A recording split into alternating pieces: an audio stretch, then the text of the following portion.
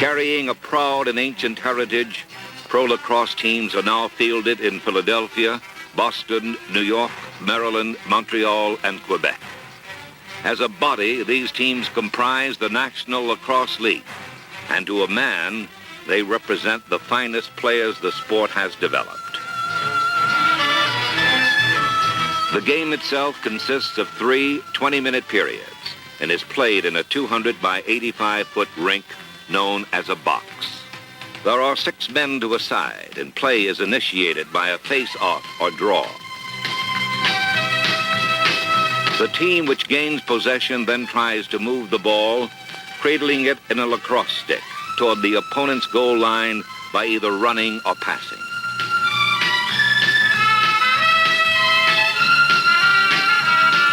There's a 30-second clock, and a team must get off a shot on goal during that time. After a save or loss of possession, the offense retreats to its own goal to defend against the opponent's attack. Using a man-to-man or zone defense, the players are permitted to vigorously stick-check an opponent. Slashing is also employed to knock the ball loose and prevent a clean shot on goal. There's 1 point allowed for each goal, and the Philadelphia Wings are always high in point production.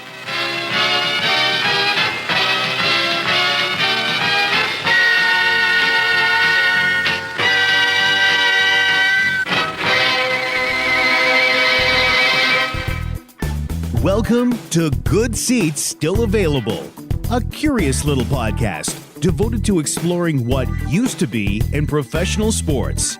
Here's your host, Tim Hanlon. Well, hi there, everybody. Yes, it is indeed your pal, Tim Hanlon, battling a cold and, frankly, trying to do my best John Facenda imitation.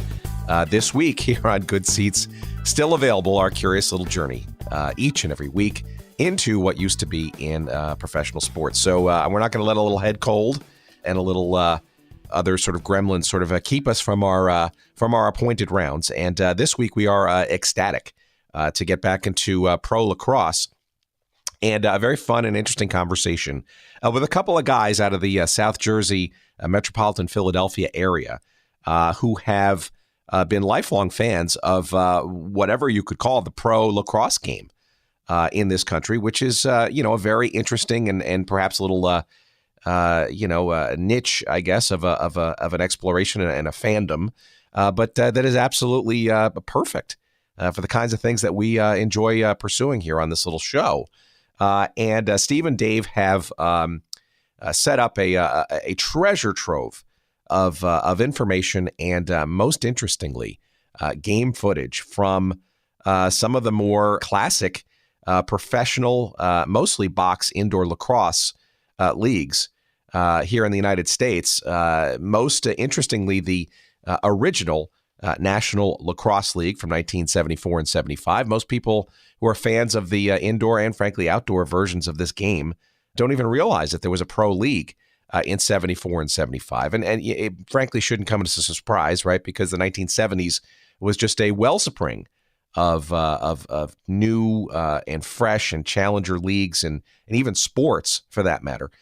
So it's hard not to believe, frankly, that lacrosse had its relatively short shot in the sun in the 70s. And that's actually where Steve Holroyd and Dave Coleman, are our guests this week, kind of got hooked, if you will, on the sport of lacrosse, and in particular the indoor box lacrosse version. And they have created a website called retrolax.com, RETROLAX.com. And it is, it's just, you will lose many minutes and probably hours digging into what seems to be an endless array of stuff devoted to not only the original National Lacrosse League, as we'll talk about in our conversation coming up, but also as they became fans of the sport, they sort of recognized that there was a past even before that, something called the National Lacrosse Association in the late 1960s. I think it was 68 for a very brief span of time. And of course, their fandom has expanded into what is now the reincarnated National Lacrosse League, being the indoor Box Lacrosse League that just announced, as a matter of fact, a couple of days ago as we record this, a new franchise in Long Island, a return, if you will, to Long Island lacrosse in the professional ranks. And today's NLL itself was begotten probably from the roots of the 1970s and the National Lacrosse League version 1.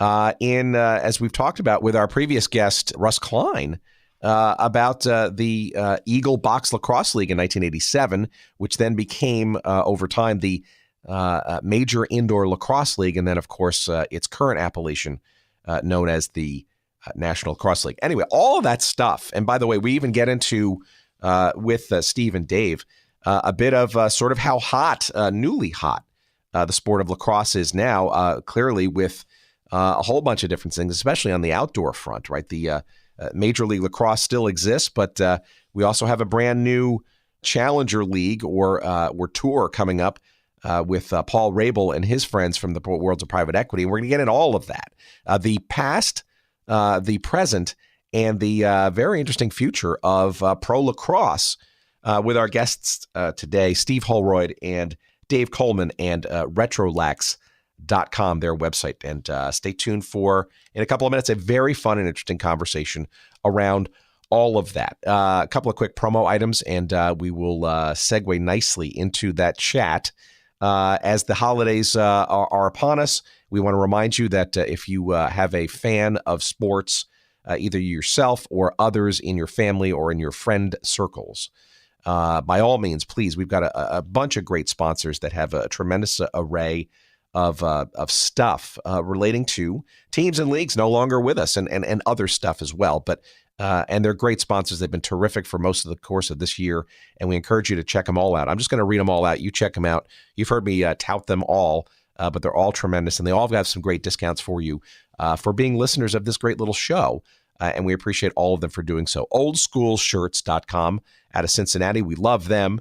Great logos, great quality T-shirts, and not just in sports, but all kinds of other pop culture stuff, and you owe it to yourself to give them a chance for your attention and hopefully your purchase wares of their wares. That's oldschoolshirts.com. It's spelled just like it sounds, and promo code is good seats, and you're going to get 10% off all of your purchases there at oldschoolshirts.com. Sportshistorycollectibles.com. Our friend Dean Mitchell out in San Diego have an awesome array of stuff. New inventory seems to be up there just about every other week now. And it is a highly curated and well-crafted site of great stuff, great memorabilia. And you're talking about pennants and programs and media guides and buttons and stickers and all kinds of other stuff from a whole raft of leagues and teams and sports, frankly. Lacrosse is absolutely part of that mix. And that's at sportshistorycollectibles.com. The promo code there is also good seats, and you're going to get 15% off all of your purchases there as well. And last but certainly not least, our friends out of Portland, Oregon. Yes, we go all over the country searching for the great and best sites for you to take advantage of, and that's 503 Sports, and that's 503-sports.com. As of course you know, they are called the king of throwbacks, and it is not without. That's not boasting, frankly. If you get a sense of the great stuff that they've got for you, especially in the realm of football, but more sports to come. They not only have great T-shirts and stuff, but also these small batch, handcrafted, custom uniforms from various teams from various leagues that are no longer with us. And if you fancy yourself a football fan of, say, the WFL, or the USFL, or the World League of American Football. Hell, even the old and original XFL conversation we'll have in a couple of weeks into the new year about the past and the new present of what the XFL is going to become. You got to check out 503 Sports, 503-sports.com. And you're going to be the toast of your neighborhood when you're walking around town with that Houston Gamblers USFL jersey, or, frankly, the something from the Portland Thunder of the WFL, or perhaps the Barcelona Dragons of the World League of American Football. I mean, you want those jerseys, and hell, you want your name on the back of them, and a number too that you'd like. The 503 Sports is the place to go for that. 503-sports.com. And of course, we have a promo code for you there too, and that's SEATS, SEATS, SEATS. That's the promo code at 503 Sports, 503-sports.com for 10% off all of your purchases when you use that promo code SEATS.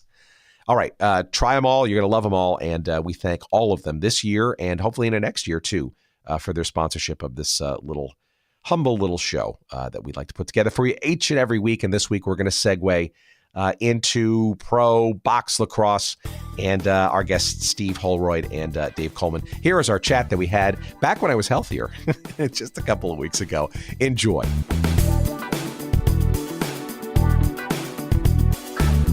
So why don't you each identify yourselves to our audience and what your sort of day jobs are and or your passion or interest for the sport of lacrosse generally as well. Go ahead, Dave. Okay. I'm Dave Coleman. I live in South Jersey. I work for a flooring manufacturer called Mannington. I've been there for 27 years. My beginnings in lacrosse go back to 1974. I was 13. The new league was, the new league back then was coming into shape with the National Lacrosse League, and there were televised games in Philadelphia back then. And I showed my parents and went to my first game on my birthday, around my birthday in July, and came home with a stick, and I've been playing ever since. I'm Steve Holroyd. I'm also in South Jersey. I'm a labor law in Philadelphia by day. Like Dave, I was first introduced to lacrosse in '74 when the Wings came to town. I guess initially it was merely intriguing because I was about 9, and the league was gone in 2 years. And I grew up in a blue-collar town that did not have a lacrosse program, but it was always on my radar screen. And then when it came back in '87 with the Eagle League and the second version of the Wings, I got involved. And a lot like soccer, which, Tim, as you know, is my main background, it intrigued me because it was another sport that had a great history that no one knew about or no one wanted to talk about. And with, along with what you were alluding to a little earlier, with the fact that it really seems to be ready to take that next step into established major league sports status, it seemed like a good time to get involved and start digging up the history of that sport and let other people kind of take over the soccer stuff. Yeah, it's interesting, and Steve, obviously you're quite the prodigious historian on not only lacrosse but also soccer, as most of our listeners probably know if you don't already. Shame on you. But the idea of lacrosse, right, is not only you're getting involved and interested in it, as a fledgling professional league in 74, 75, right, but ironically. It's probably one of the oldest, most earliest documented sports in this country, right? Has a very rich and very long history, way even before, modern times, right? Yeah, I mean, it's called the creator's game because it's a Native American sport that they've been playing for centuries, around well before the time when the French settlers saw the natives playing this game, waving these big sticks around, and they to them it reminded them of the cross, that would be used in mass, and hence what was called the gataway by the natives, and it was called by another name which escapes me off the top of my head. But the French saw it and said, lacrosse, and here we are. And right, it's probably certainly more so than even baseball. It's probably the oldest game, absent some native kicking games that bear the loosest affiliation with soccer. It's probably the oldest game still played on these shores, and centuries later, it's finally catching on as a professional game. So each of you guys, give me a sense of what it was about this game, and maybe some of the the reasons that you decided to, I guess, schlep down to the Spectrum at the time and check out an original Wings game, versus say, tons of other sports. And look, in the 1970s, right, there were lots of, fledgling and new leagues, whether it's World Team Tennis or, the ABA or WHA. I mean, there are plenty of other, shall we call them, alternative leagues or sports out there. What was it about lacrosse that kind of, got you to go to the Spectrum and arguably get hooked? The reasons that I brought back the website that we've got now, going back to when I was a teenager, lacrosse, the indoor game had a lot of variables, if I want to say that word, when it comes to the competition, the toughness, the speed, the agility of the players, the physicality of the game was what drew me into it. And it was like watching ballet on wood, so to speak. It was just something that is like, look at these guys, and you got soccer and baseball and football and everything, but with this game, it was different, and that drew my attention. That's why I still follow the sport to this day, and it's the reason why Retro Lax is back up and running. Yeah, for my part, it's funny, Tim. You mentioned the other sports. I think my interest initially was, it was a new sport in an era when there was expansion all over the place. I mean, in 1973, soccer came to town with the Philadelphia Atoms. It was big news. And then, the next year, we suddenly have the Philadelphia Bell in a rival football league, Philadelphia Freedoms in a brand new team tennis, and Wings in the sport called lacrosse that I knew nothing about. So I was watching all of them, but lacrosse caught my eye for two reasons. One, it was a game my father would take me to because he couldn't afford Flyers tickets, but he saw the ads about what a tough, hard-hitting game it was, and that was right in his wheelhouse. But then a lot like Dave, I went to the game expecting to see just, violence.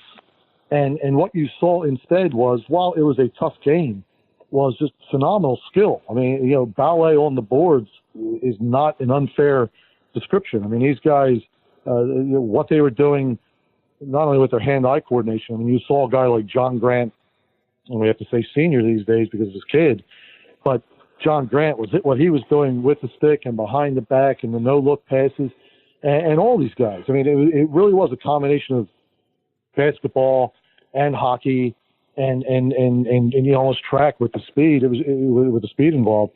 It was just a beautiful game, and from the very start, it held my interest. And as I said, it kind of went away in 2 years, and I was too young to really try to find any kind of rec leagues to play in. But I was certainly, when I heard it was coming back in '87, and fittingly enough, at least in Philadelphia, with a team that was taking the original name and logo of the old team, I was first in line, or figuratively first in line. I'm sure Dave was there too, and it's just an interest that stayed with me. And even when the second Wings left in 2014, now they're back. And in my personal case, interestingly, they're sort of brought back with a guy with a soccer connection. The current commissioner of the National Lacrosse League got his start in soccer, so it sort of dovetailed nicely for me to have it all back. Yeah, that's interesting too. I think too that you both were sort of I want to say spoiled, but you were arguably following the team in the National League, the first one in 74-75. That was probably the most, I guess, stable, if you could call that, for a 2-year league, but probably the most visible, right? Because a lot of the footage that you guys have on this site, and I'm sure there's probably others more to come. There's a very sparse amount of original National Lacrosse League video out there on YouTube and elsewhere, right? And your trove, frankly, a lot of it seems to come from, or have come from, Philadelphia broadcasts. Correct. I get a sense that and maybe you can give me some reasons as to why, the Philadelphia franchise might have been the most, shall we say, in the tank in terms of media and marketing and that kind of stuff, versus the other 5 teams, or the movement of the other teams too, in that 2-year period. Well, that was the reason why, going back to 1994, I started a website. I first started writing on the internet, and it was a website called Sports World, because you would go to the Philadelphia newspapers day in and day out, and they covered the Flyers, the Phillies, the Sixers, and the Eagles. And that was it, basically. Now, back in 94, the Wings were working on their third MILL championship. They've already won it twice back in 89 and 90. And it was like, I just wanted to present something that, like, I wanted to know what was going on with arena football. I got a passion for arena football dating all the way when that first started back in 87. The indoor soccer game, the outdoor soccer game. And then I brought in like 6 minor league hockey leagues that were never covered. And it's like, this is what piqued my interest. And moving to 98, it was like with, personal things going on. It was just that, like this was becoming too much. Because I was covering 10, 11 leagues by myself back then. And it's like, okay, let's break it down to what are you really true about? And it was the indoor lacrosse. So I brought in NOL lacrosse, which covered the 74-75 league only. And I ran that up until 2004, 2005. And then there was a lot of major indoor lacrosse film at my disposal. If I didn't record it myself back then, because I was a season ticket holder for years during the Major Indoor Lacrosse era, I had other people, I had other repositories that I could go to bring this film in. And I incorporated that with the old league in 74-75, and I created Lax TV in 2006, and that ran up until 2011. Yeah, there's a lot of Philadelphia footage on the site, but there's a contrast, with Buffalo and Boston and New York. It was sitting in a box for almost 7 years. I get back on Facebook after a 5-year absence, and people from Philly were like, like with the different pages that they got on Facebook now with the 74-75 league and the Major Indoor League, and it's like, you got the archive, and it's like, yeah, I got the archive, it's sitting here. And it's like, you need to bring it back. And it's like, it's like being a duck out of water, because I had to reteach myself everything, because the technology from when I did it to now is like night and day, where it took me just to do one game back then with the technology that we had at our disposal, 10 to 12 hours a game. And I started raising my kids on my own after 2003, and it just became so time-consuming that, it was like eating pizza every day.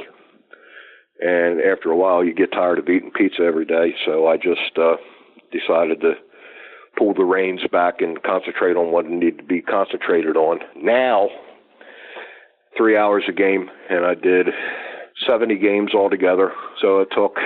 That was the first leg on the site. It was over 2 months still in film, just straight film, the editing, the this and that. You don't see too many commercials.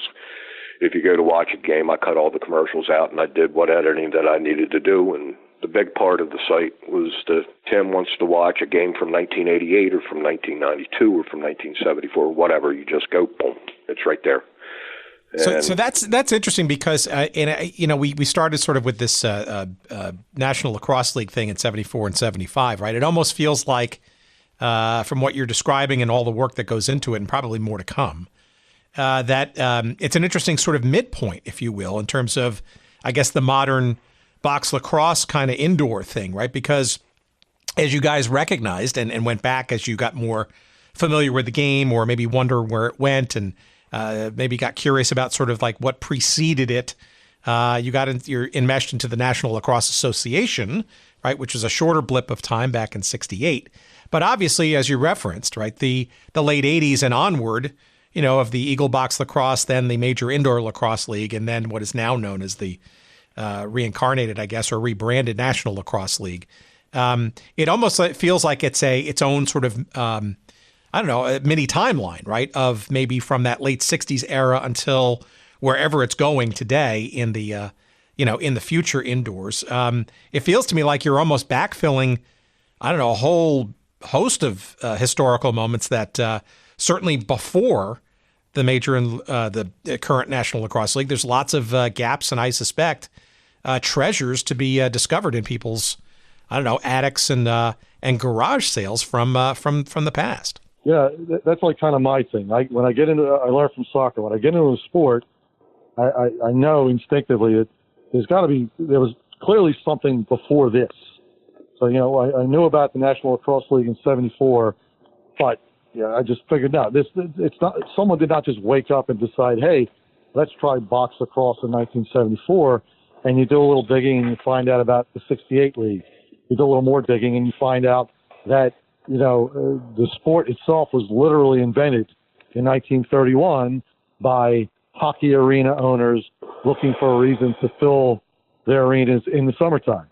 And Tim, given your soccer background, stop me when that sounds familiar, right? Let's form a league because we need to fill dates. And you realize, wow, there was a lot out there. I mean, 1932, an American box lacrosse league playing in baseball stadiums was tried, owned by the baseball teams, again, looking for product. But, and then you find, as you put this out there, and I know Dave's found this too, you put this out there and suddenly you start getting emails and Facebook comments from, the niece of someone who played in that league. And I think ultimately, Dave and I both we're hoping that people will start contacting us and saying, hey, the 1968 league, that was on TV in Hamilton, and we taped it on an old VHS. Here you go. It would be great to unearth that stuff, but like everything else, until people realize there's a place to go, these people know they have that stuff in their attic, but they have no idea where to take it. We're hoping that as RetroLax gets out there a little bit more, hopefully maybe people are hearing this podcast. They'll say, oh, look, here's a couple of guys who are interested in it. They'll reach out to Dave. Hey, here's what we got. And we could start getting the stuff beyond 74, 75 stuff other than the wings and get that out there. And then, the site will grow and hopefully with it, the online memorabilia will also grow. And I have, to a point, friends that used to play the game and that are involved with different organizations in Canada that have told me firsthand that there are things that are coming about and whatnot, and they tell me what they have, and it's like it's going to take some digging, it's going to take some research, it's going to ultimately got to pay the cost in order for it to bring it to the forefront. But eventually, as time goes on with this, as I said, you got to crawl before you walk. It's going to be interesting to see what footage is going to be made available for us to work with in order to present it to the community. The thing that drew me to Steve the most when we first started creating this site was the fact that he had a knowledge that I didn't, which is a good thing, because you don't want to be, like, oh, well, I've got this too, and all this. I mean, he goes back to the turn of the 1900s, and even earlier than that, with the things that he's finding that is bringing a different perspective to what we're doing here. It's like, it's not just generally the 74, 75 in the 80s, 90s MILL. I mean, he's, with the National Lacrosse Association, and it's like, I heard about it, but I wasn't familiar with it. Well, I've got a first-hand knowledge of it now, thanks to Steve. And the 1904 Olympics article that he wrote last week, I want to say it was, that it was like, you could put a blip up on a blog post. My friend researches. He just take a look at this, and it's like, wow. And he really goes out of his way to research all the early lacrosse history that involves box, field, this, that. You know, I mean, he's really done a good job. So it's a matter of time and being in the right place at the right time. And we have quite a few people out there that are contributing, old players from the old 74-75 league, from the Major League, that are contributing to this site as we go along. And I had a player that played for Syracuse and Quebec back in 74-75, Pat Differ, who told me straight up, he goes, this site will never be done. And he's right. It won't ever be completely finished due to the fact that there's so much history that's out there that needs to be brought to the forefront. And we've got nothing better else to do with our free time. You know, yeah, I was gonna say, like for example, there's a gem of a piece of video there, a Pathé newsreel of Toronto versus Montreal from 1932. Am I correct? Is that a Madison Square Garden exhibition? Yes, it was a teaser. Those two teams had played in the 1931 Canadian Box League, the very first league, and it was a charity event, but it was also basically a teaser for the American Pro Box League that was going to start about a month later. And yeah, somehow Path was there, and they filmed it. And of course, in what's become a common theme throughout the history of the indoor game, you know, they naturally focus on the violence as opposed to the skill. But yeah, I mean, go figure. The very first box lacrosse game played in the United States, and British newsreels are there to capture. What are the odds? So where is most of your footage coming from? The Pathé stuff is probably, YouTube or somewhat commonly findable, but it seems like a bunch of this stuff is unique to your sources and maybe hasn't even been seen really out there before. Is that right? I should have sent you the picture of the box that I keep my film in, because when I first started this, I posted the picture of the box, and it's like it's time to get busy. I have, oh dear Lord, as I said, there's 70 games online right now. That was all for my collection. If I didn't have it personally, I bought it. I bought it off people. And I just added, it just kept growing and growing and growing and growing. And that, this is, I looked at the box in the office today and it was like, I got to put this up. What are your sources? So where do you, I mean, are you the sort of quintessential, sports memorabilia, or garage sale or eBay fiend, looking for this kind of stuff? Or does it find you maybe perhaps as the site is relaunched and get out there and hopefully?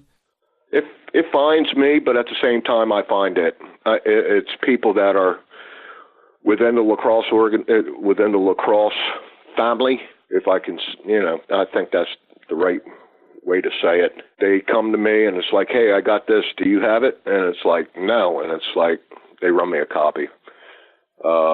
There was a source outside of Philadelphia years ago that I went up to 93 with him, and he just ran off copies of what he had, and I paid him for his time and just brought it in-house. And it's as I said, it's amazing what people will bring to you, what they will put forth, and it's like, can you do anything with this? Well, at the time I was doing something with it, and now we're doing something with it again. And as I said, everything's sitting in a box in my office, and that's where it's at. In some ways, we got lucky, because going back to something you said earlier, Tim, Philadelphia had virtually zero lacrosse history. I mean, the Wings were dumped here in '74 because they wanted to put these teams in traditional hockey cities, and in fact, the Wings' first game was the same day the Flyers won the Stanley Cup. So from the very start, the two teams were kind of linked together.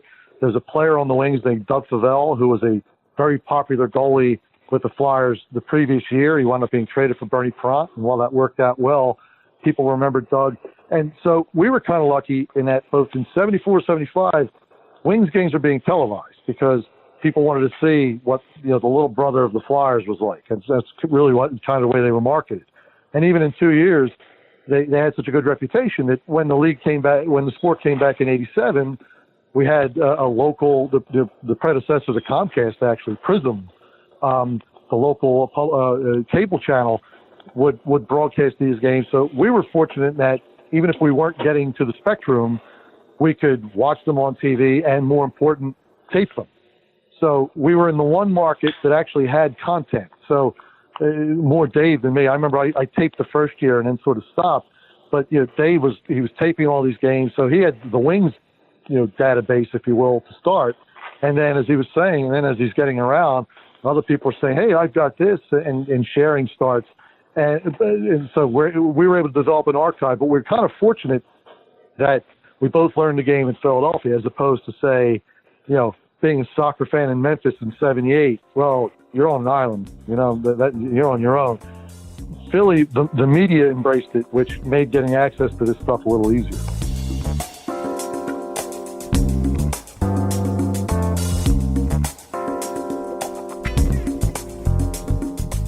All right, time for me to catch my breath, get a cool, tasty beverage, and remind you, while we do so, that our friends at Audible are here to remind you that you can get a free audiobook download of your choice from over 180,000 titles. If you go to audibletrial.com/goodseats and use that link, of course, to try for yourself a free audiobook on us, gratis, if you will. And you will love the idea of audiobooks. It's an awesome way to kill time and occupy and stimulate your mind, perhaps when your eyes are busy doing something else. And of course, there are plenty of interesting books to be found, especially in the world of sports and sports history. I think our audience might enjoy a few of these, of course, including the seminal work by baseball legend Jim Bouton. It's called Ball 4. It is not only written, but it's also narrated by him.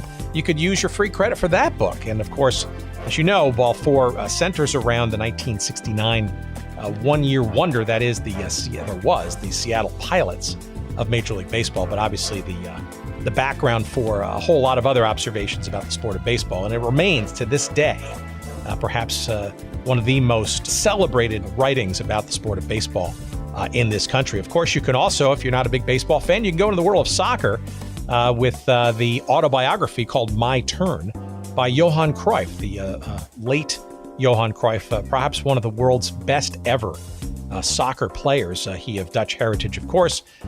Plenty of great legendary years at club play as well as national team play for the Dutch team, as well as, for our audience, maybe a little bit of interest, his journeys in the North American Soccer League in the late 70s and early 80s with the Washington Diplomats and the Los Angeles Aztecs. And of course, if you're into football, there's probably no better book, especially if you find yourself really interested in the sort of deep and rich history of the NFL, with the book called NFL Football, A History of America's New National Pastime. It is written by Richard Crepeau and narrated by Marlon May. That, too, is an audiobook that you could choose from over, like I said, 180,000 titles. There's got to be something in there that's going to be of interest to you. And by all means, give it a try. And we appreciate your doing so at audibletrial.com/goodseats. And again, you're going to get your free audiobook download. You can cancel it anytime. And again, even if you cancel it, you can keep that book as long as your device exists. So again, we appreciate it. Give it a try. audibletrial.com/goodseats. And now, back to our conversation.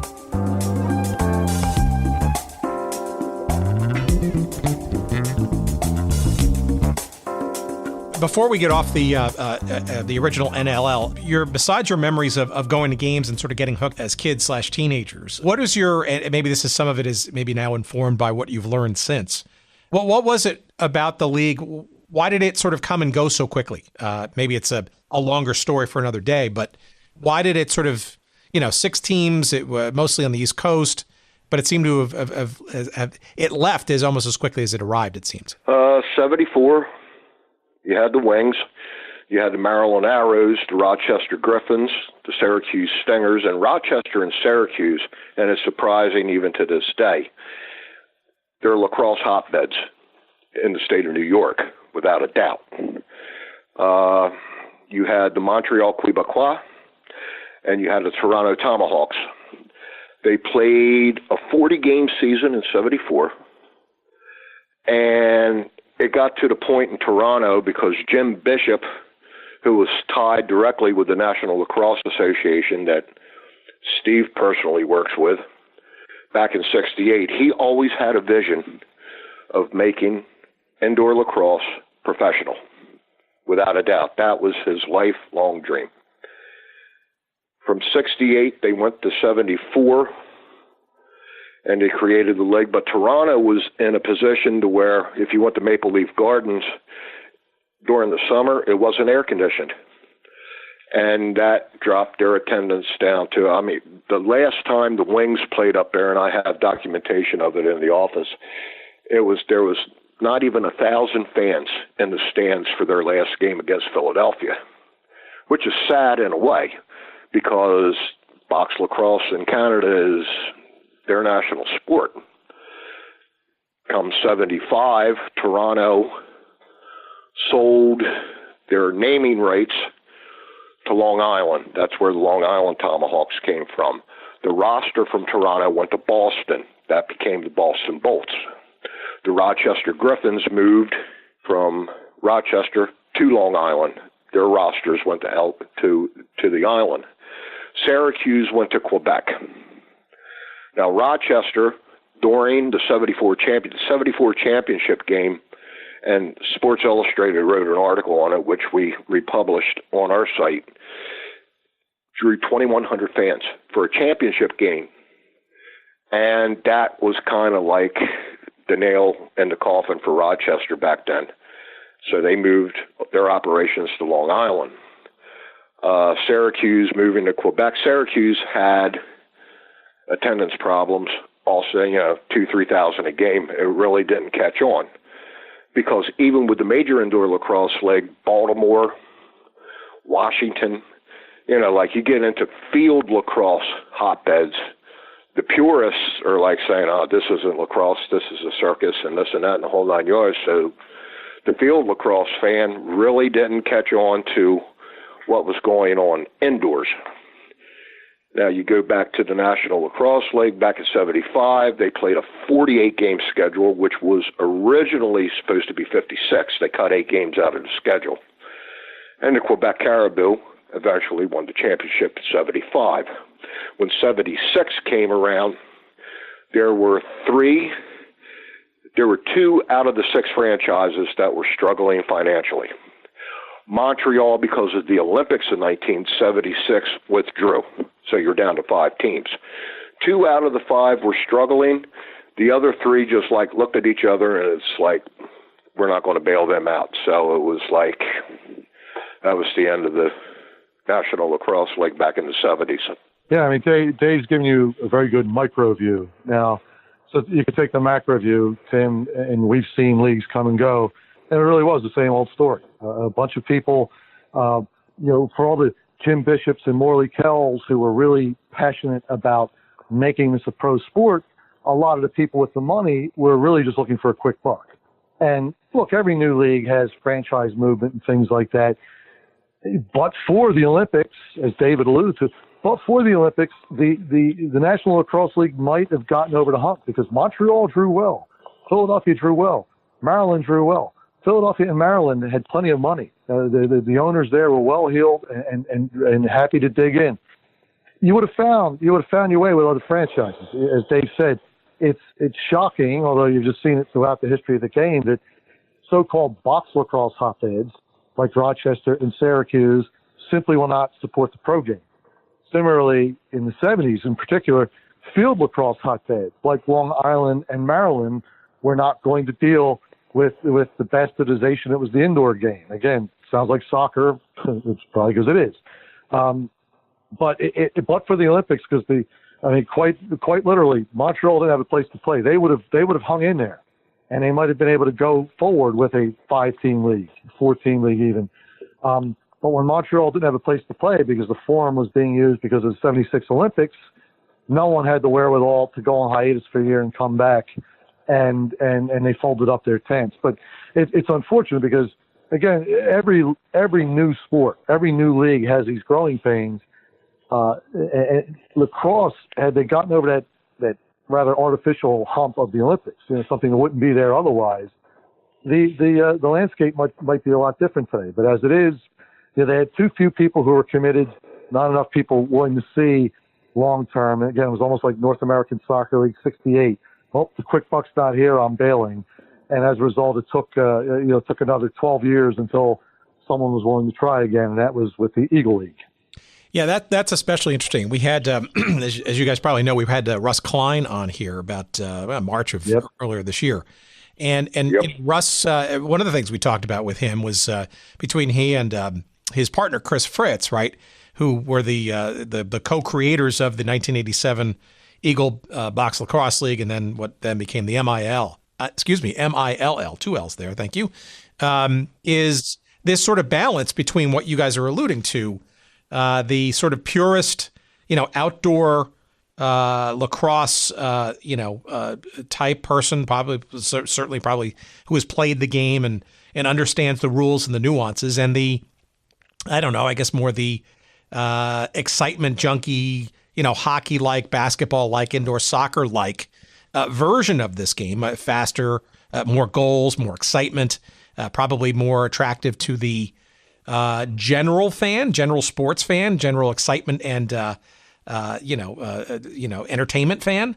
And I think if I remember our conversation correctly, I mean, Russ was kind of pretty straightforward and matter of fact about it. He didn't claim to be a lacrosse purist by any means.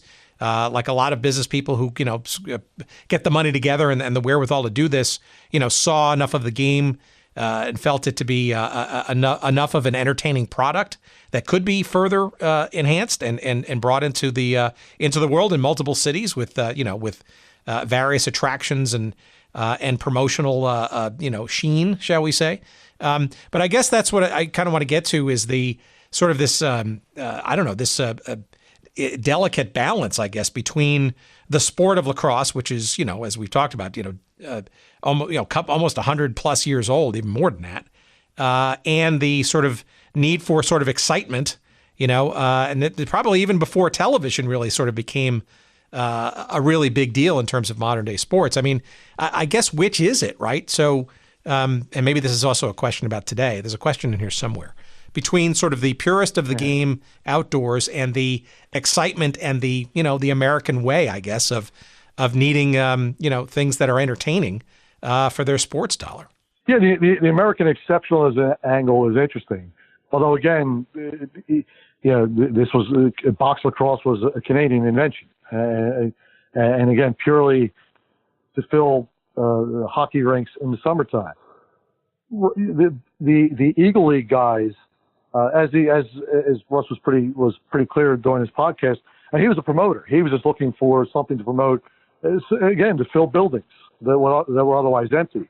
But he did do enough homework, and I think he learned a little bit from the Super Series that he ran the previous year, sort of as a test to see whether there would be an audience for box lacrosse.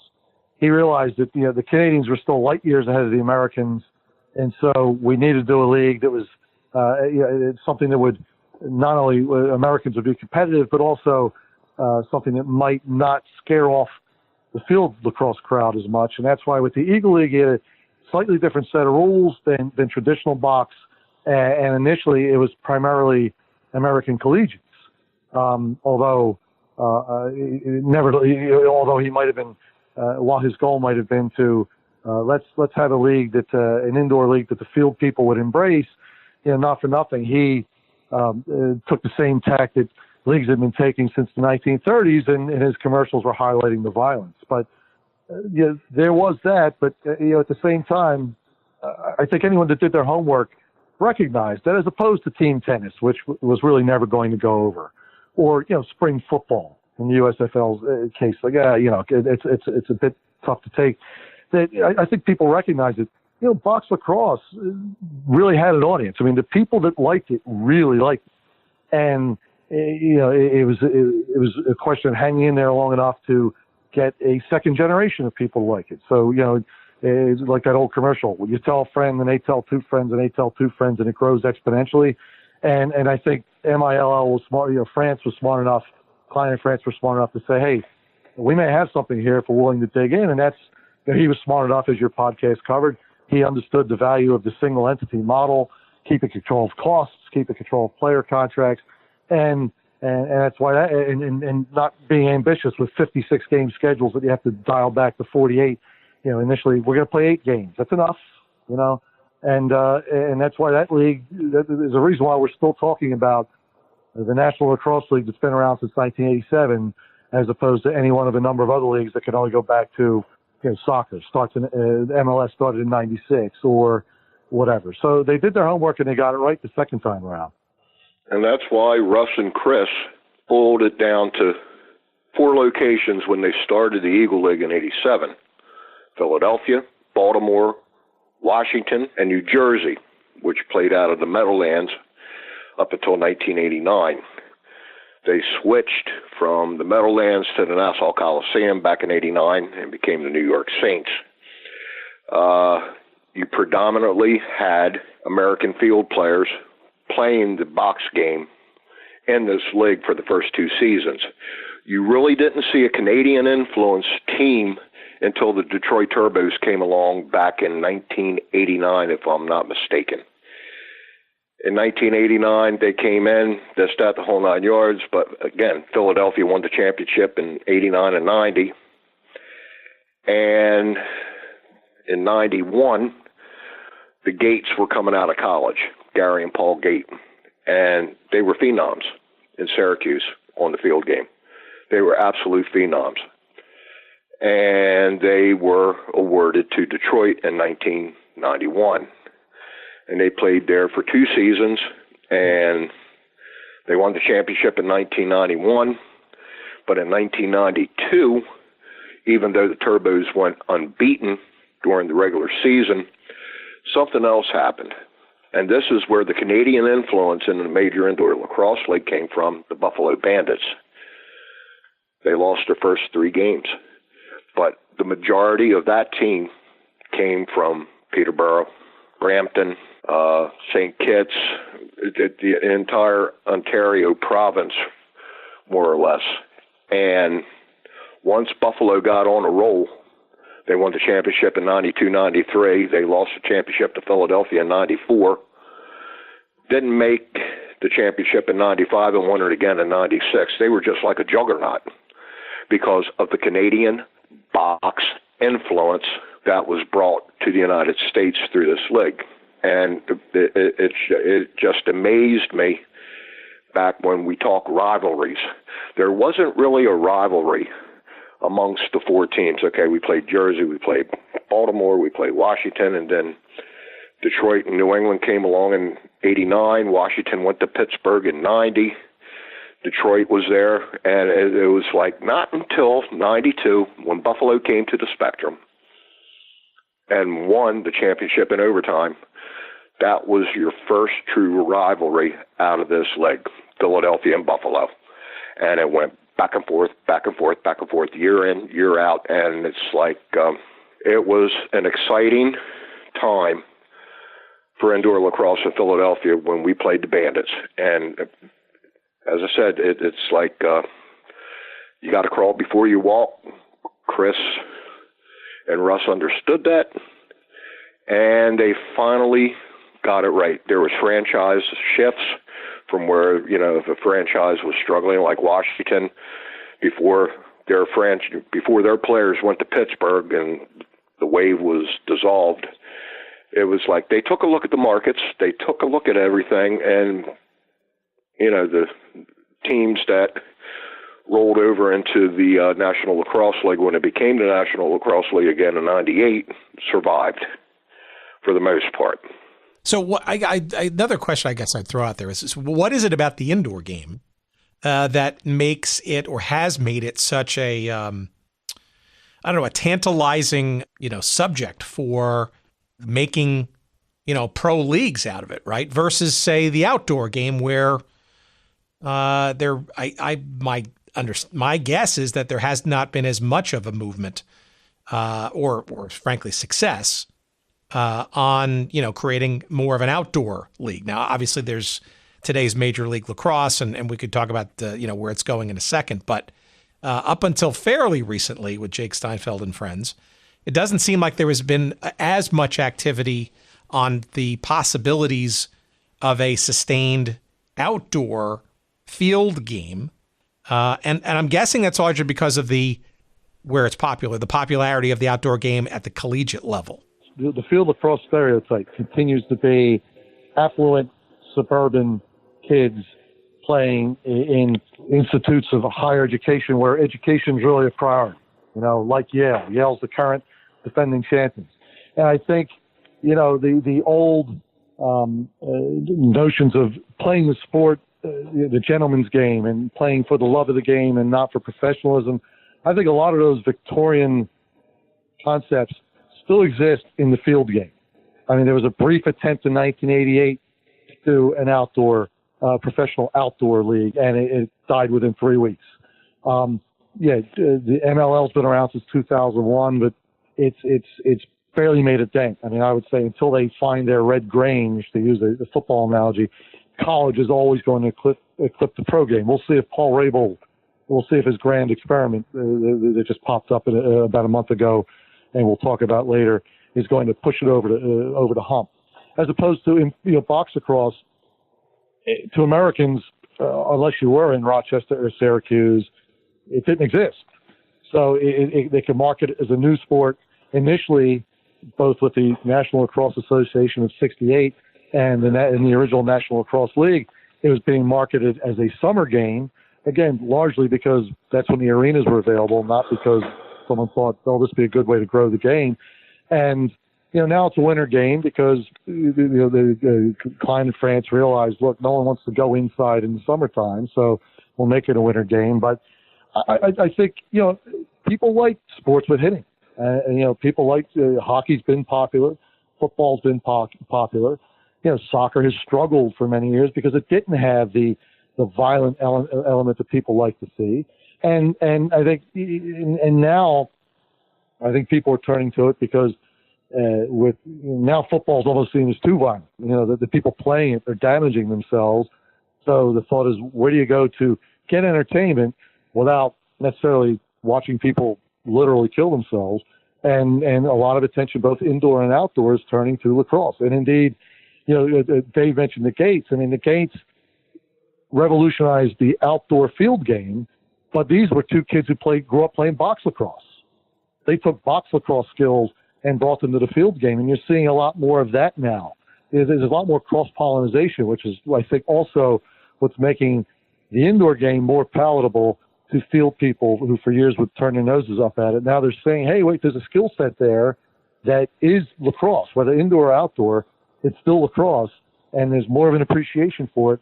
And I think now you're seeing, again, a resurgence. I mean, the National Lacrosse League almost folded 5 years ago and almost folded about 7 years before that. I mean, it never really – it was just sort of under the radar. But most recently, even before Nick Sakevich took over as commissioner, the league was really starting to climb back because I think field people have discovered it, have discovered its value, both as entertainment and as a teaching tool for field players. And now you have an interest that wasn't there before. Right, Dave, you think? I couldn't agree more with the recent announcement from the National Lacrosse League of affiliating itself with the the Arena Lacrosse League,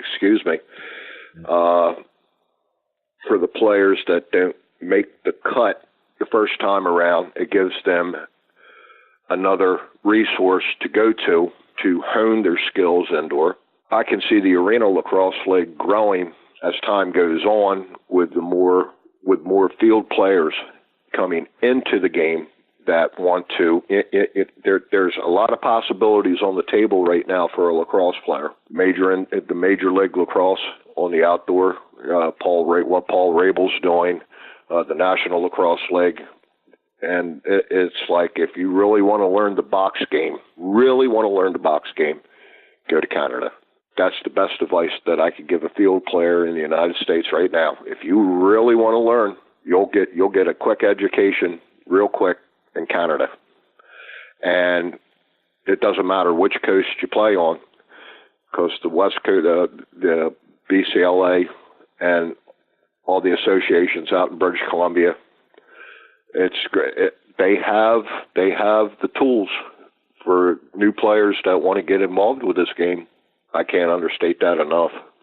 It looks for a while that until kind of recently that with Major League Lacrosse on the outdoor side and the National Lacrosse League on the indoor side, that there was, I wouldn't call it an agreement or an understanding, but it did seem to me for a period of time there that the aspirant professional lacrosse player could actually make a fairly decent go at it by being able to play year-round, both indoors and outdoors, not unlike maybe some of the a couple of years there for pro soccer for a while, where people looked at it as an opportunity for a full year's worth of play and employment. But it also seems that the schedules and whether it's by design or by happenstance have seemed to become much more unaligned and or counter to that possibility. And also, I get the sense that, and again, my ignorant, just outsider's observation, that that's arguably because there's a desire for the better talent and maybe having one entity sort of win that talent versus the other one, versus supporting each other. Well, if the leagues could all come together and decide on the best route available for the individual player.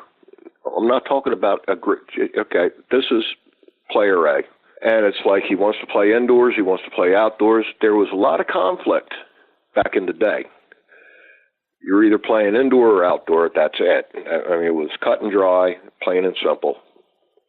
Now they're coming. It's coming to fruition to where the money is starting to come into all of these leagues, to where players can make a full-time profession out of playing both indoor and outdoor, and it's great to see. It really is great to see, because the majority of the indoor players back in the MILL days, and we'll go back to the 80s and the 90s, they were getting paid. It depends on who you were.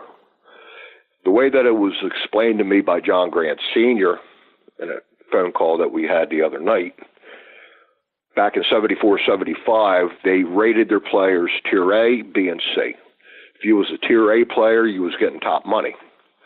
B, you was in between. C was the lowest. And it afforded them the opportunity to give up the jobs that they had at the time to play full time. I mean, it's a 40-game schedule.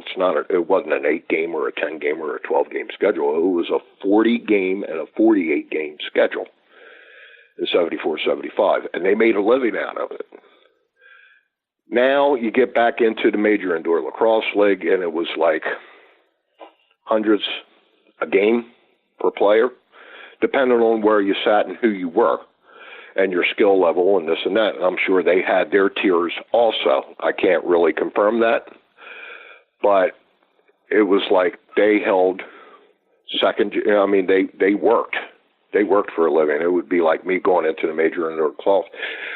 I work for a flooring manufacturer, and it's like I play lacrosse part-time, and I pick up a couple $100 and I go back to work on Monday. Now it's getting to the point to where you're seeing the ownerships bringing the money to the table. As again, you crawl before you walk, but the opportunities are there for the players to play year-round. There's no sense in doing anything else. This is what you want to do it. And that's where Rabil's League, we'll see if it takes it to the next step, because, Tim, you're saying about, there was the opportunity to make a career. The fact is, both indoor and outdoor, both of these leagues, the players are part-timers in the sense that, they have other jobs. They're still working other jobs. Dave alluded to the MILL of the 80s, and early 90s.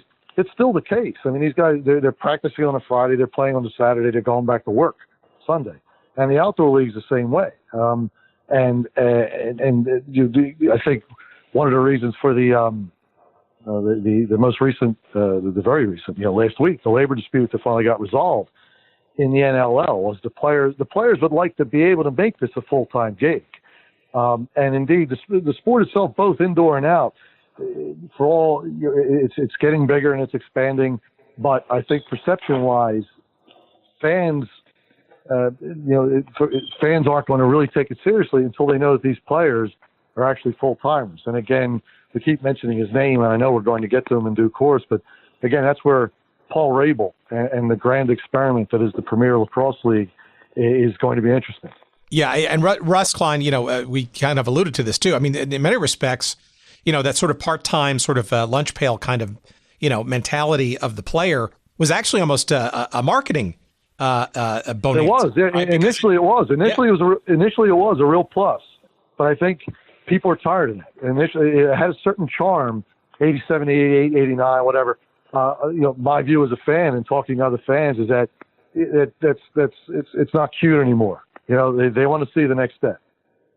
Yeah, and that makes sense. And I think too, Russ kind of alluded to the fact that the economics now then change, and then would a major indoor lacrosse league of based on the business model and centrally controlled and relatively controlled player salaries or part-time in that nature, would that then, if you're going to basically now say, well, we're now at a higher level, players want more, full-time type salaries, well, then, some different business things need to go into the equation. And perhaps this is the time then to now segue into this Premier Lacrosse League thing that has been. I mean, it was interesting because a couple of months ago, there was sort of this curious announcement, seemingly out of nowhere, by Sandy Brown and the Major League Lacrosse folks, that there was going to be almost, sort of a doubling of player salaries. And then literally within a week's time, you saw this mega announcement from Paul Rabil and his investors, which I guess come from the world of private equity, I'm not mistaken,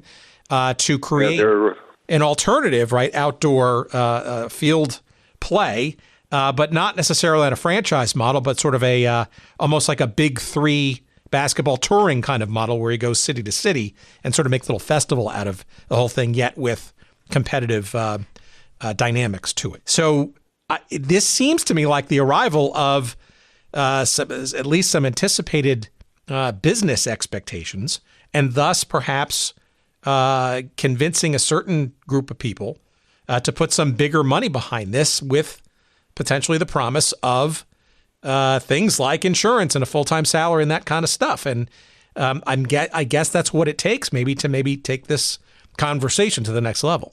Exactly. And Paul Rabil got his ducks in a row before he announced all this. Wall Street and the what do you want to call them? The private investors that are backing all of this. It seems like it's going to be very interesting, if not promising, for lacrosse players in the future. They want to make it to where this is all you're going to do. And if they can get on board with the indoor game, we're reverting back to what we've already talked about. You could be playing lacrosse year-round, without a doubt. You take a look at it, it's time. It really is time. You shouldn't have to work a second job or a third job in order to make ends meet. And here you are getting slapped around every weekend or every week, and you're going back to work, with whatever injuries or whatever you've sustained in the last game that you played. I mean, this is, insurance, money, stability. That is the key right there. Stability, without a doubt. But the stability part is where this is interesting, because Rabil, he's not just being visionary by saying, okay, I'm going to be the guy that's going to commit to making lacrosse a full-time job for people who are talented enough to play it. He's really, he's trying to do a brand new sports model. And if you read the Sports Illustrated article, he knows he's got a plan. I mean, initially when he announced, okay, we're going to have these teams, but it's basically going to be a traveling circus. We're going to go from town to town. There's not going to be any home teams. There's not, we're going to this festival atmosphere. I was initially appalled. I mean, I'm an old school guy. I want my team, my home team. I want them playing in my stadium. Wave the pennant, rah rah. And he's saying, no, look, with the internet, people aren't connected to their home team. They pick whoever they want. And largely they're picking who they want based on players. And he specifically cited LeBron James. I mean, there weren't Miami Heat or Cleveland Cavalier or Los Angeles Lakers fans. They're LeBron James fans. And he's saying, look, you don't need home teams anymore. With the internet, one, you're following a player, not the team. Two, to the extent you want to follow the team, you get on the internet and you read about them. You get on TV and you watch them. It's not like baseball in the 19th century when everyone in the city went to the ballpark and root for the home team. And yeah, part of me is horrified to think he might be right, but I guess we're going to find out. I mean, if PLL takes off, and because people want this traveling circus thing, and that's what's going to bring the numbers out, and that's what's going to bring the revenue. And as we know, any kind of live sports, it's the only live programming on television people won't tape and skip the ads for. He's going to command, they're going to get a TV presence. It might be, it would be the next big thing, and it would be interesting that, a sport that, even as we've talked about, it's been around literally for centuries and on a organized level over 100 years, a sport that's one of the oldest in North America is now seen as like the sport of the millennials, and a very millennial league might be, in concept, might be the thing that winds up pushing it over the hump and making it one of the major pro sports in this country. Do you think that MLL can survive this this shot across the bow and perhaps maybe become the next Retro-Lax feature on your site? we go to 97 and. we were joking with the labor dispute. I was telling David, say, oh boy, if the current NLL folds, I'm going to have a lot of work to do over the Thanksgiving weekend. We focus on the dead leagues, and I don't want NLL to become one, and I don't want MLL to become one. But sort of drawing on, they say, the past is prologue, right? And so drawing on my soccer experience, historian-wise, anyway. No, I don't see MLL. I don't necessarily see it folding, but it's not going to get past, notwithstanding they've expanded the schedule and they're going to bump up salaries and they're not going to compete with indoors, so they don't have that overlap. And they're also not going to compete with college. They're going to start their season a little later, so they're not stepping on, the college playoffs and what becomes their, Final Four weekend. But I don't see them looking at the facilities where they play and everything else. I don't see them getting past the 3,000 a game figure where they've been, for the last few years. I don't know if they're going to fold right away, but it's certainly they're not going to grow either. So it might be like the old American Soccer League. As the NASL was flourishing, we just watched the old ASL sort of limp along, trying to be relevant, never really getting there, and then ultimately folding. That may be where MLL is going to go. But I think their plan may be, they may be a bit cynical like I am, and they say, no, look, people don't want the traveling circus. The carnival's coming to town approach. PLL can't sustain this. They'll be gone in no time, and we'll get these players back, and we'll go back to the slow and steady growth we had in mind. So, time will tell. Yeah, I actually think that, maybe one of the interesting solves for all this could be which outdoor field league can figure out a way to align itself much more harmoniously with the box side on National Lacrosse League, right? Because you could make the argument, I'm just really pulling this one out here, but you could make the argument that whichever one kind of does that could actually be a more, a viable from a player perspective and maybe from a franchise stability perspective, a way to kind of counter whichever other outdoor league winds up succeeding. It's interesting. Now you got the other issue is you've got three leagues essentially. You could also now make the argument: is there enough talent? And do we risk, as Steve would probably remember, a 1967-68 soccer thing with, two leagues competing with each other when arguably there might be room for one? It's going to be interesting to see how it all pans out.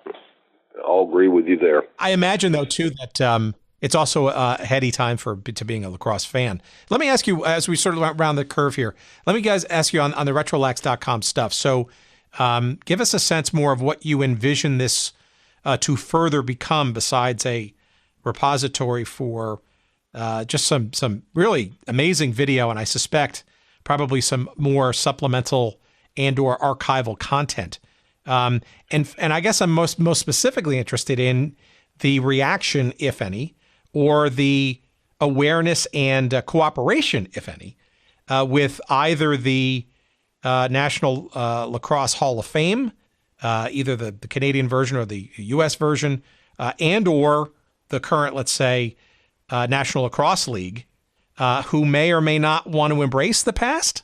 I know that Steve has been working with the Canadian Lacrosse Hall of Fame out in Vancouver. I've been working with the Ontario Lacrosse Hall of Fame in St. Kitts. The vision is to keep on adding and creating the content as it becomes available. What you see now is a start. Steve is writing currently. He's wrote more than me because I've been on the film end of it. I'm working on the first of many documentaries that highlight certain teams, certain aspects, this, that, the whole 9 yards. Our website is basically going to the library. You want to learn about a certain team, a certain player, this, that, the whole 9 yards. It's just there for you to learn from. We're not in the business to make a dime off of anything that we're doing. It could easily be done, but it's not what it's all about. It's about sharing, archiving, and giving the average fan or somebody that's new to the game a learning experience that it's like, this is cool, you know? It's just about sharing what we have at our disposal at the time with everybody on a worldwide basis. And the acceptance of when we launched the night before Thanksgiving has been totally overwhelming to this point, to the point to where the server crashed not once but twice. Everything just went just like that. And it was like, wow. And we got about, it recovered, and it just is, it's amazed me to look at the statistics since Thanksgiving Eve and the responses from people. And me and Steve sit back and we talk almost daily, if not daily. And it's like, you believe this? And so we must be doing something right. We're not trying to toot our own horn or give ourselves a pat on the back, but we're doing something right. And it's just basically for Tim to come along and it's like, yeah, I learned something today, and we'll get an email and it's like, yeah, boom, boom, boom, and we go back and forth. And that's basically, it's basically what we're sharing with people and people are sharing with us, and it's only going to get bigger. And I couldn't be more, I just like banged my head against the wall. It's like, why am I getting back into this? This is why I'm getting back into it. Because of, the excitement's back again. And I couldn't be more pleased with the relative outcome. I mean, as I said, it's never going to be a done deal with, okay, we're out of material. Dear God, no. We're going to continue to research. We're going to continue to investigate. We're going to continue to receive, and we're going to write and document everything that comes in. And hopefully everybody is happy with what we're doing. And I'm happy to report that the National Lacrosse League has shown interest in what we're doing. I've had a meeting with Nick Sakevich, the commissioner. We had a connection going to the Philadelphia Union days. And so when he heard what we were doing, he knew about the soccer history stuff, and he appreciates history. So as opposed to, say, MLS, Major League Soccer, which has never really been one to embrace what had gone before, showing that there are deep roots, it helps market the current version of the game. But to give credit where it's due, Dave used the word library.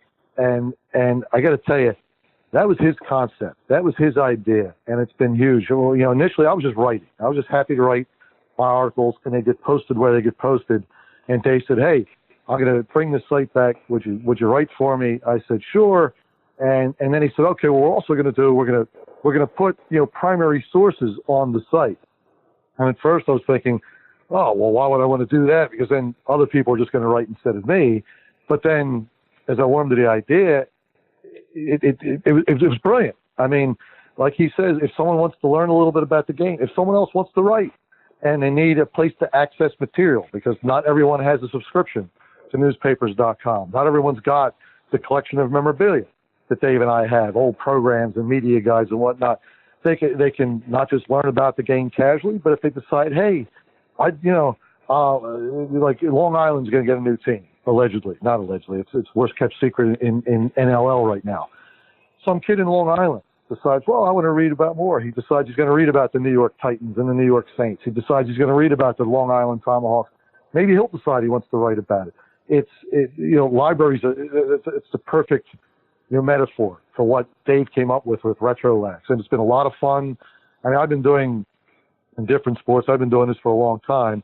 I haven't been as enthused about, doing something with sports history as I have been with this site it was about March when Dave contacted me. So it's been about 6 months now, 6, 7 months? At least. Terrible math, 8 months, whatever. I haven't had this much fun in years. And people, as you said, it's grandsons of people who played. It's people who did play.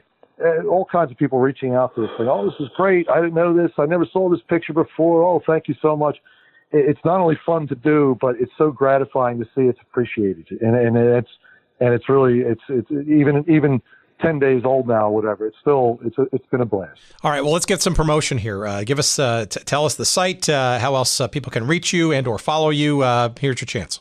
Okay. Well, the website is basic RetroLax, RetroLax.com. We have a Facebook page, which is RetroLax Lacrosse. And then Steve set up everything else, so I'm going to let him go from here. Yeah. We have Twitter, which is at RetroLax, which is RetroLax _, because apparently RetroLax is a Pokemon thing, so I couldn't get the name.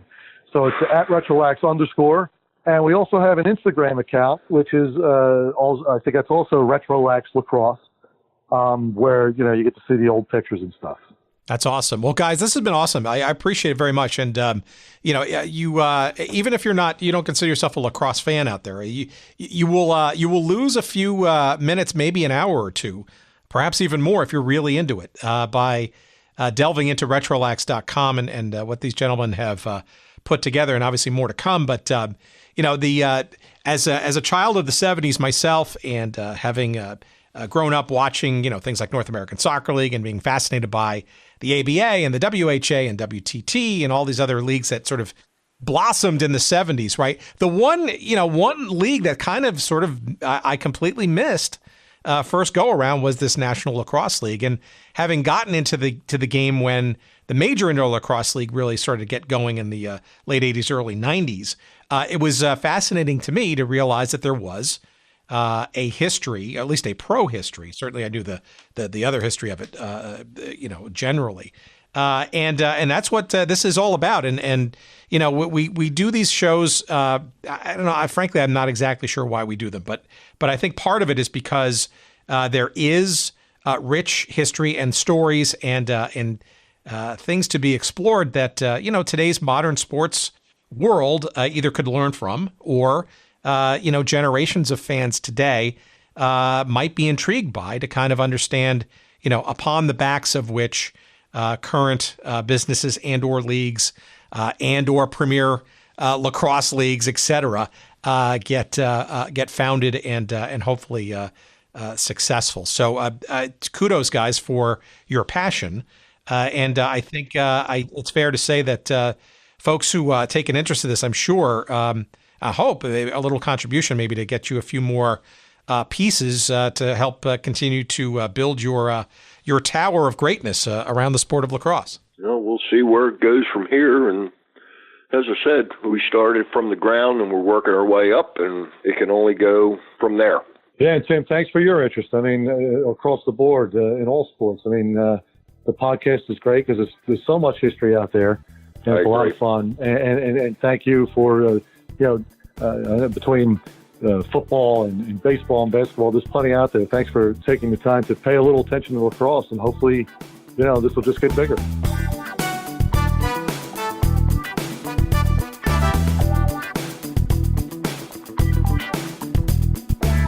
All All right, there it is. I learned a ton on this show, and lacrosse, the pro version of such, is one of those very sort of interesting nooks and crannies that kind of escaped my sort of purview, and I'm just fascinated.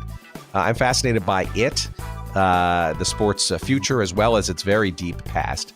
I'm also fascinated, frankly, by people like Steve and Dave, who just get tremendous thrill and for little to no financial gain by any means. The sheer joy of discovering and preserving the history of a sport they love and that they've become huge fans of and want to share and extend that knowledge and passion with other people similarly interested, perhaps possibly to become similarly interested. And that's what we like to sort of celebrate here on this show. And we always learn something as we do so. And that's I guess that's kind of the cool thing. That's why we do this. And we appreciate your listening to learn with us as we sort of go through these little journeys. The website that Steve and Dave have put together, it's called retrolax.com. That's RETROLAX.com. And again, a fair warning, you will lose a lot of time. So make sure you've got a lot of spare time when you go to this site, because some of the video is amazing, and it's hard to believe that this was not only a league, but that it was actually recorded and aired on various television stations and whatnot. And it's really cool stuff, and it's obviously a great heritage for what is now, I would argue, a mini renaissance again in lacrosse's professional popularity. That's retrolax.com. On Facebook, you'll find them at Retrolax Lacrosse. On Instagram, you'll find them at Retrolax Lacrosse. And on Twitter, as you heard Steve say, you'll find them, of course, at Retrolax_. Make sure that underscore is there. Or you will be whisked away into the world of Pokemon, apparently, by doing so. Let's see. So we appreciate, of course, your listening. And we, of course, want to say thank you to our friends at Podfly Productions. And, of course, the good doctor, Jerry Payne, who painstakingly, puts our pieces together each and every week. You can find more about them at podfly.net. Check them out.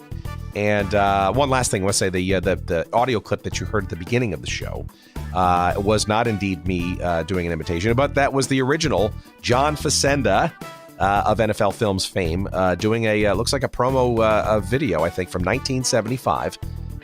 And not a surprise, he being in NFL Films, being based in South Jersey / Philadelphia metropolitan area, Mr. Facenda was quite a bit involved in lots of Philadelphia-related challenger leagues and sports and that kind of stuff. And we hope you enjoyed that little clip. And we love to find those things, too, as part of the whole mix. So, again, we appreciate your listening. And we'll see you and talk to you next week, hopefully a little bit healthier sounding. And until then, take care, everybody. We love you for listening, and we look forward to talking to you again. Bye-bye.